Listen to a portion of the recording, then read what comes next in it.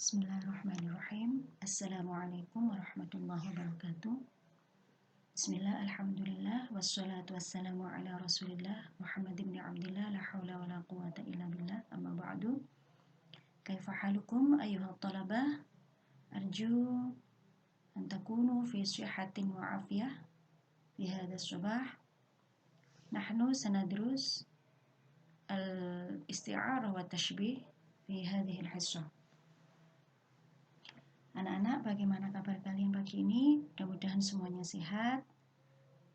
Video kali ini kita akan membahas mengenai isti'arah dan tashbih. Jadi judul kita adalah baina tashbih wal isti'arah.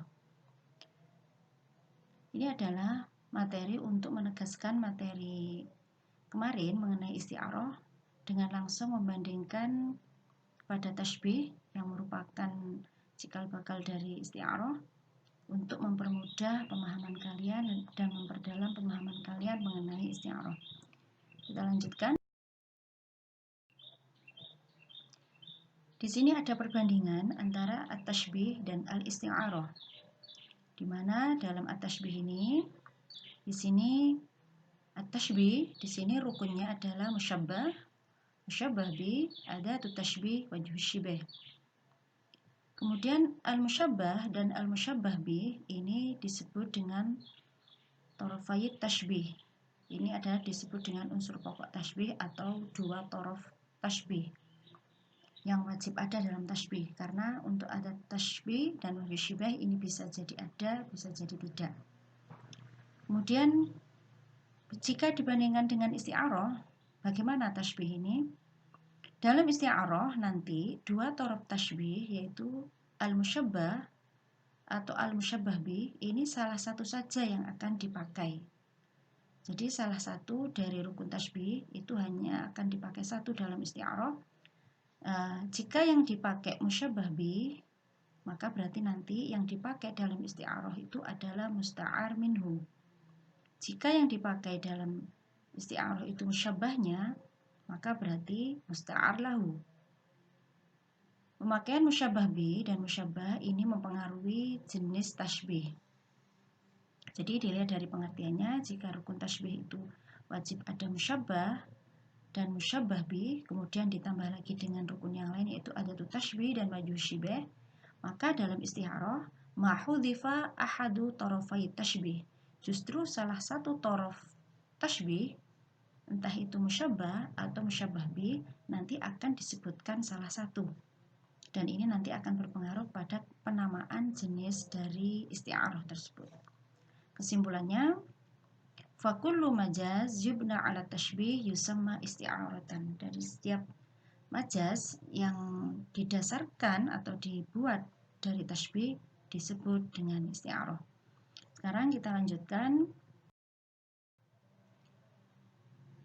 Ini adalah dua jenis isti'arah. Kemarin di video yang pertama mengenai isti'arah sudah dibahas bahwasanya isti'arah itu ada dua, ada isti'arah tasrihiyah dan kedua isti'arah makniyah. Isti'arah tasrihiyah ini berarti musta'ar minhunya yang dipakai, sedangkan dalam isti'arah makniyah musta'ar lahnya yang dipakai.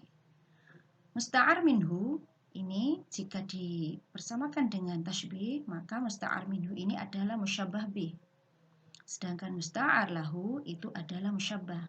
Jadi jika yang dipakai musta'ar minhu atau musyabbah bihnya, maka disebut dengan isti'arah tasrihiyah. Contohnya di sini misalnya dakhalat az-zahratu al-fasla.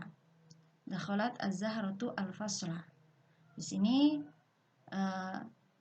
kalimat az-zahrah ini adalah musyabbah bih.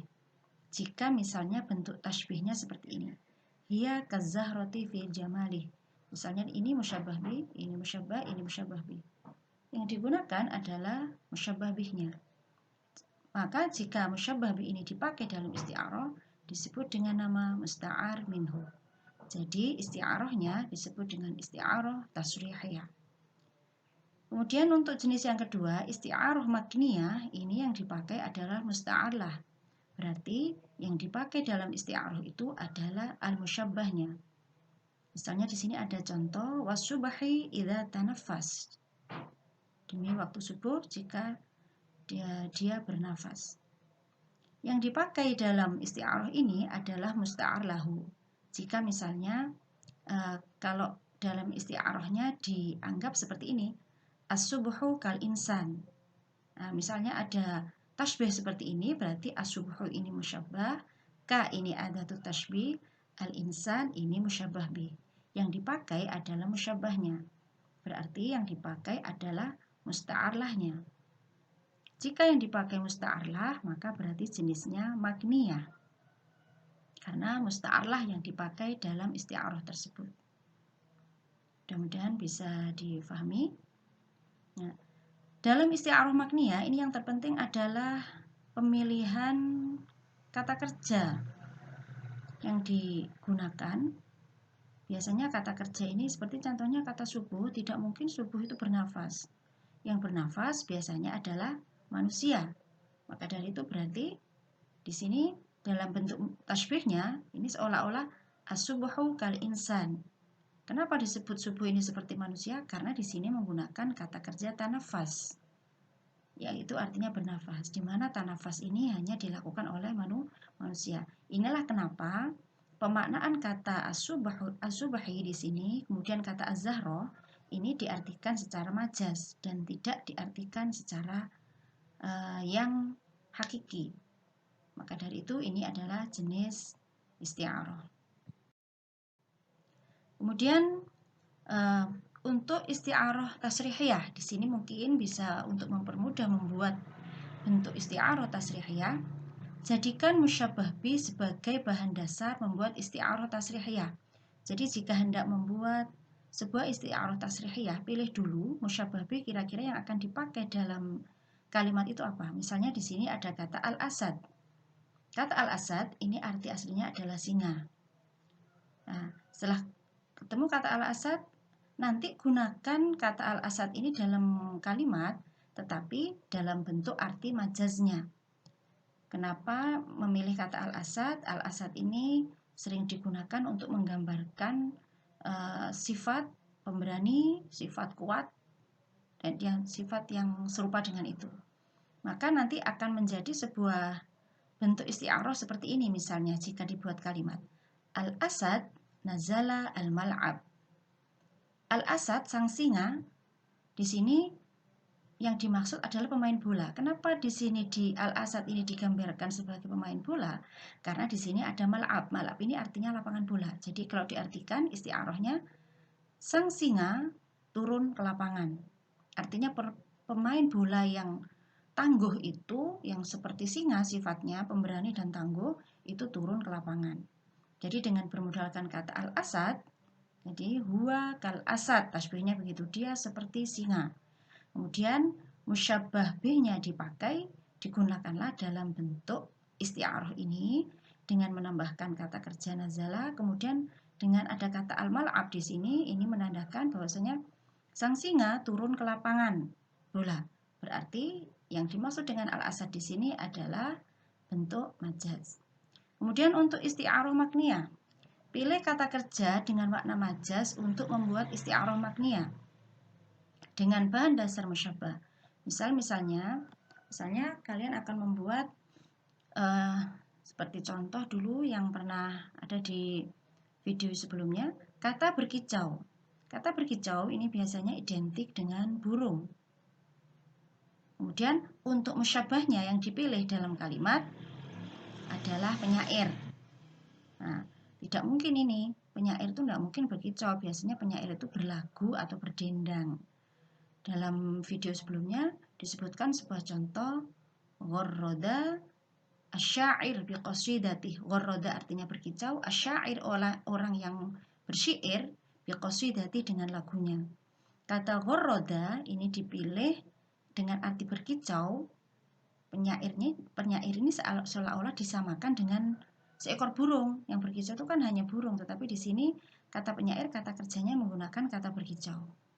Nah, kemudian dari sinilah kata penyair ini adalah musyabbah.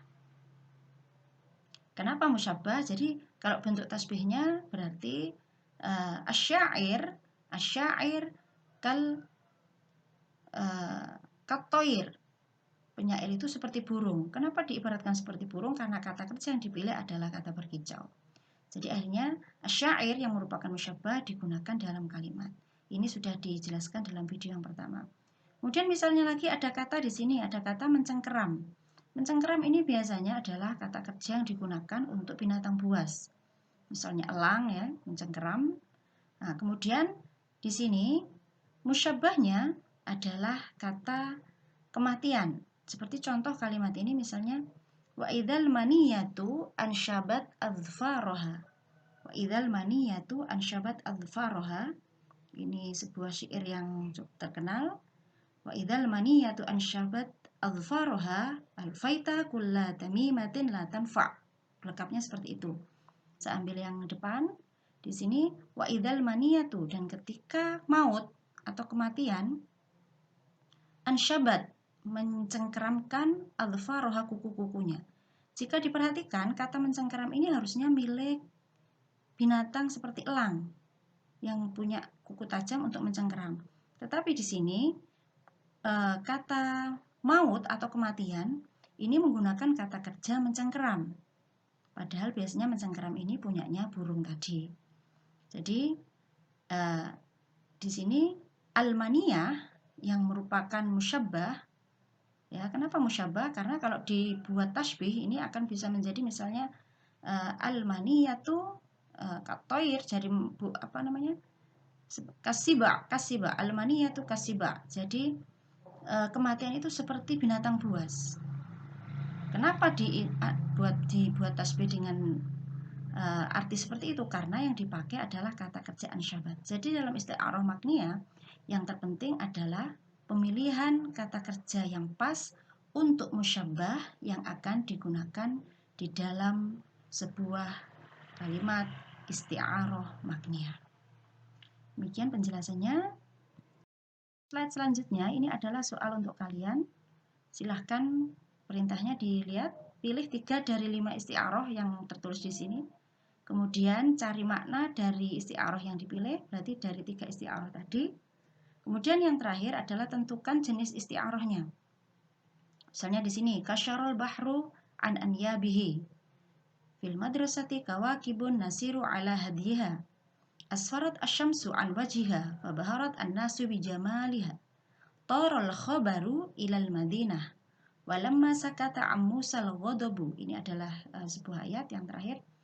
Kemudian silahkan, ini tugas kalian untuk hari ini. Silahkan dipilih 3 dari contoh isti'arah ini. Kemudian cari artinya.